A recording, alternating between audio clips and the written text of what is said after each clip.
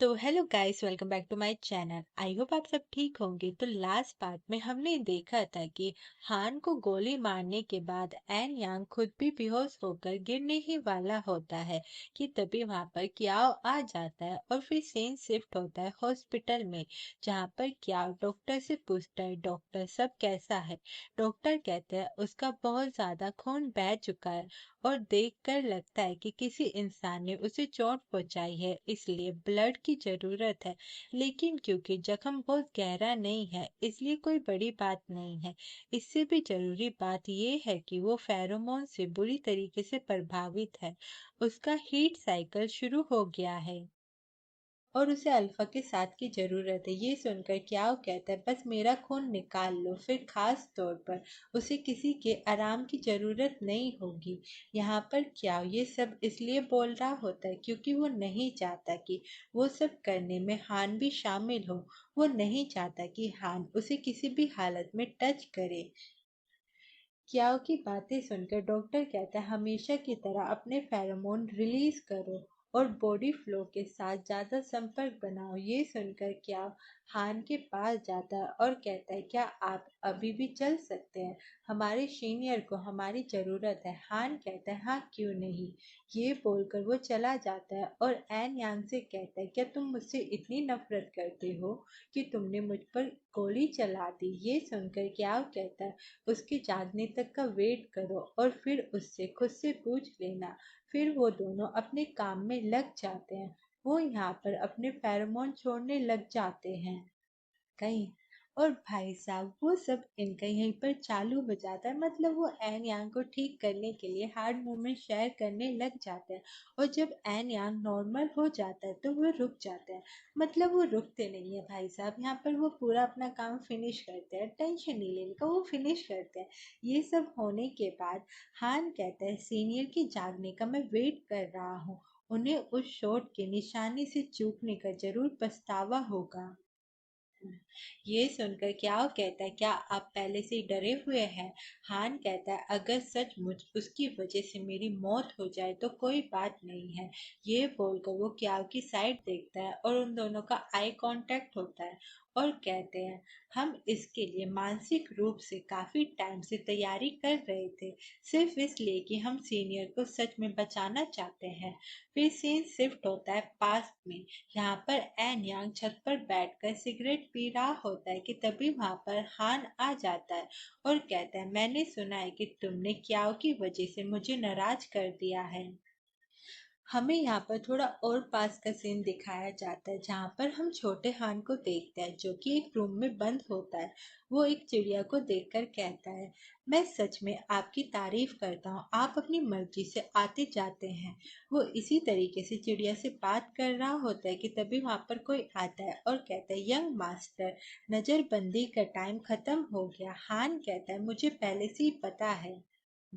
ये बोलकर वो बाहर चला जाता है कि तभी उसकी नजर क्या और अपने पेरेंट्स पर जाती है, जिसे देखकर उसे वो सब कुछ बिल्कुल भी अच्छा नहीं लगता और वो गुस्से से खुद को हर्ट कर लेता है और सोचता है मुझे ये सब कुछ नापसंद है, चाहे वो कोई चीज हो या फिर लोग। ये सोचकर वो अपने रूम में आ जाता है और सोचता है घर में सब कहते हैं कि मेरे बालों का रंग मेरी माँ जैसा है।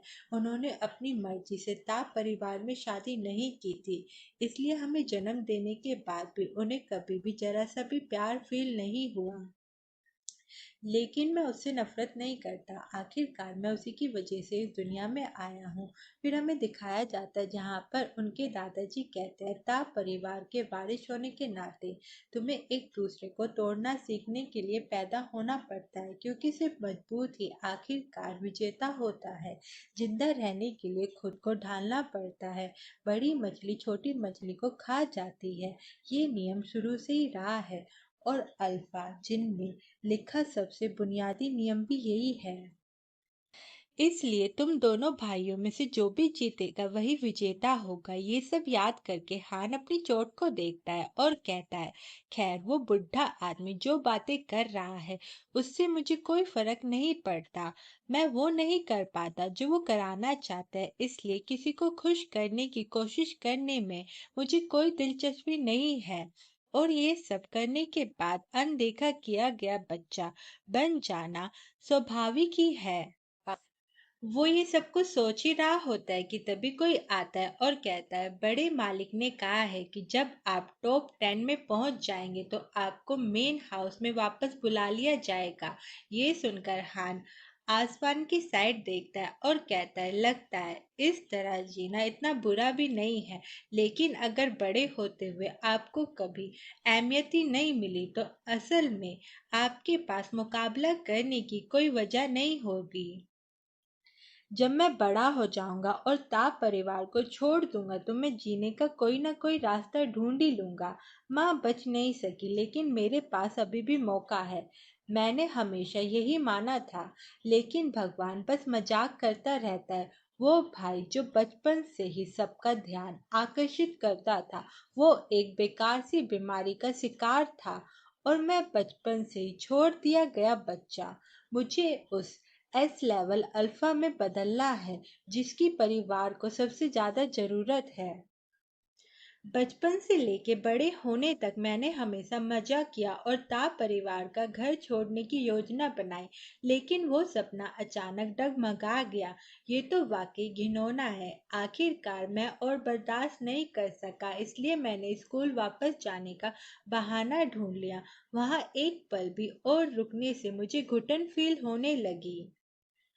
और फिर मैं पहली बार एन यांग से मिला, और यहाँ पे हमें हान और एन यांग की पहली मुलाकात दिखाई जाती है छत पर। तो हान एन यांग को देखकर सोचता है, तो क्या ये स्टूडेंट काउंसलिंग का लड़का नहीं है? उसके जैसा एक अच्छा स्टूडेंट भी स्मोकिंग कर सकता है, लेकिन ये ओमेगा बहुत बागी लग रहा है, कुछ कुछ मेरे जैसा।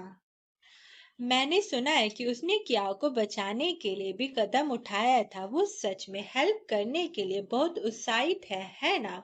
जब मेरे साथ एक लापरवाह बच्चे जैसा बर्ताव किया जाता था, तब क्या कियाओ बस खड़ा होकर नहीं देख रहा होता था? ताप परिवार में कभी भी भाइयों जैसा प्यार दुलार नहीं रहा। अब उन्हें धोखा ना देना ही बहुत बड़ी बात है। ये सब सोचकर वो कहता है, मैंने सुना है कि आपने क्याओ को बचाया है। एन यांग कहता है, क्या आपके पास करने के लिए कुछ काम है? हान कहता है, मुझे नहीं पता था कि आप इतने जोशीले हैं। क्या आप तान वितान के बैकग्राउंड के बारे में नहीं जानते? ये सुनकर एन यांग कहते हैं, मेरे अंकल भी मुझे मारने की हिम्मत करते हैं। तो वो क्या है? हान कहता है, तुमने मेरे बड़े भाई की हेल्प क्यों की? एन यांग कहता है, मैंने तो बस हेल्प की। इतने सारे सवाल क्यों पूछ रहे हो? या तुम्हें अपने भाई की चिंता है? तो गाइस, आज का एपिसोड यहीं पर ख़त्म होता है। और एक और चीज़ मैं आपसे पूछना चाहूँगी, प्लीज़ मुझे ये ज़रूर बताना कि आपको ये स्टोरी कैसी लग रही है। ये बोरिंग तो नहीं लग रही है? अगर लग रही है तो प्लीज़ मुझे कमेंट करके कोई न्यू स्टोरी सजेस्ट करना। और मैं अभी न्यू न्यू स्टोरी लाने की कोशिश कर रही हूँ, क्योंकि मेरे मेरे चैनल पर 2-3 स्टोरी है। ठीक है, तो ऐसे एक एक पार्ट डालूंगी तो अच्छा रहेगा। प्लीज़ मुझे कमेंट करके ज़रूर बताना। आई होप आपको आज की ये वीडियो अच्छी लग रही है। अगर लगी होगी तो प्लीज़ वीडियो को लाइक करना और चैनल को सब्सक्राइब करना। तब तक अपना ध्यान रखना।